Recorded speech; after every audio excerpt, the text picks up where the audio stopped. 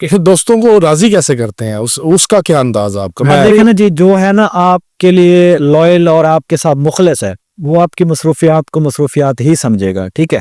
وہ دیکھے گا کہ یار بندے کی اپنی لائف بھی ہے، ٹھیک ہے؟ مغروریات اور مصروفیات دونوں سیم چیزیں ہیں، دیکھنے میں سیم لگتی ہیں۔ اگر آپ مصروف ہیں تو میں آپ سے ٹائم مانگوں گا تو آپ ٹائم نہیں دے سکیں گے، ٹھیک ہے؟ مصروف ہیں تو میں آپ سے مخاطب ہوں گا تو آپ اچھے لہجے سے بات نہیں کر سکیں گے، کیونکہ آپ کا دھیان کہیں اپنے کام میں ہے۔ اور مغرور بندہ ٹائم مانگے کہ ٹائم نہیں دے گا، اور آپ اچھے سے بات کریں گے وہ اچھے سے بات نہیں کرے گا۔